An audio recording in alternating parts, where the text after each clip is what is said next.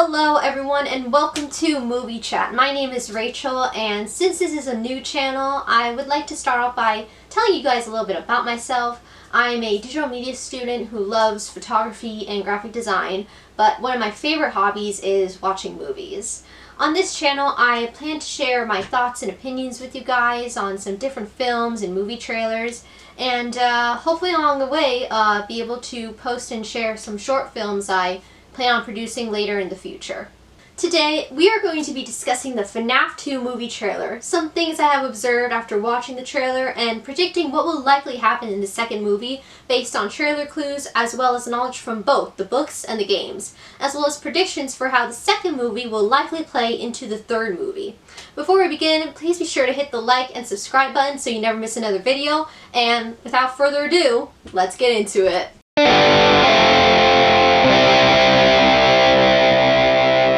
So, the FNAF 2 movie trailer dropped on July 24th, with the opening showing 3 new characters who are likely vloggers based on their recording equipment exploring the FNAF 2 location.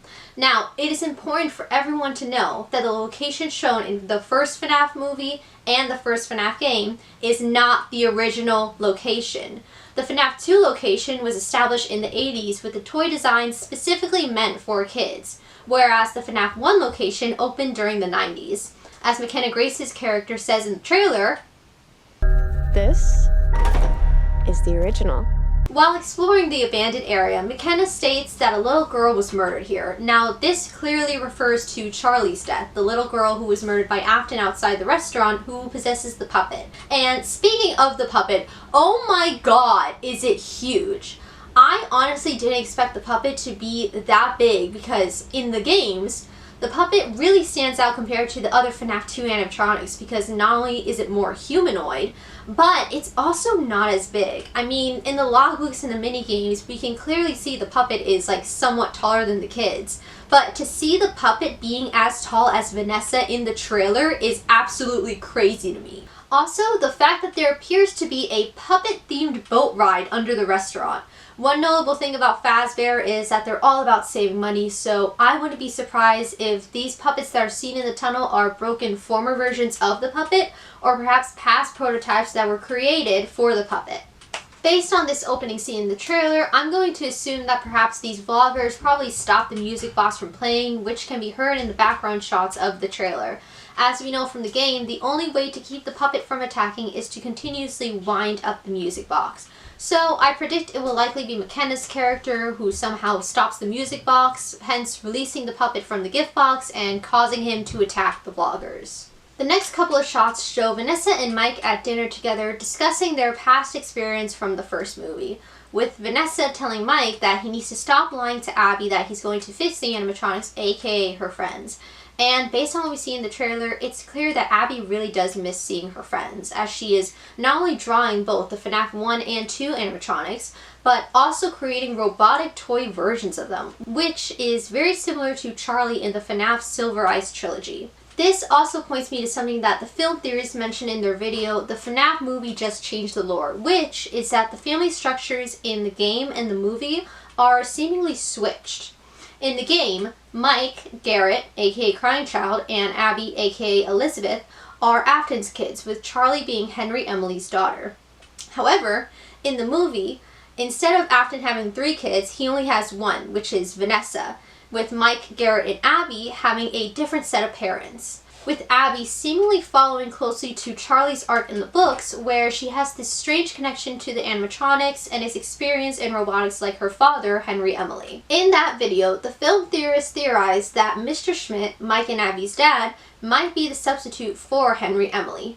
In the books, Henry Emily becomes so overcome with grief after his daughter Charlie is murdered, to the point where he commits suicide by letting an animatronic kill him. In FNAF 6, he leaves the business and sacrifices himself in the ultimate fire that ends up killing the rest of the remaining animatronics. In the movie, a similar thing happens where Mike implies that he abandoned the family, either by leaving or committing suicide is left unconfirmed, which leaves the possibility of him being alive as a Henry Emily representative. However, I do not think that this will be the case if we get the chance to learn more about him in this movie. Yet, While I don't think Henry Emily could be Mike and Abby's father, I do think they could still be related to him. Many people have been theorizing that Skeet Ulrich will likely play the part of Henry Emily in this upcoming movie. According to an article from Screen Rant, Ulrich, without giving much away, stated, "I play somebody with a very particular and specific past and somebody with a very deep emotional tie to what's going on," which could very well be Henry Emily. It makes the most sense. I believe that Henry Emily in this movie will be the brother of Mr. Schmidt, making him Mike and Abby's uncle. I believe that perhaps both brothers were part of Fazbear, with Emily being Afton's business partner and Schmidt working as one of the technicians as theorized by film theorists. This would not only provide Mike and Abby with a strong connection to Freddy's, but could also align with Afton's motive of murdering Garrett. As we know from the books, Afton was extremely jealous of Henry Emily to the point where it leads him to killing Charlie outside of the restaurant. And the main reason the puppet was created in the first place was because Emily knew that Afton was murdering kids and wanted to protect his daughter from being his next victim. The whole scene in the first movie where Garrett was abducted not only feels carefully planned by Afton, but also goes without the explanation of why he would even do this.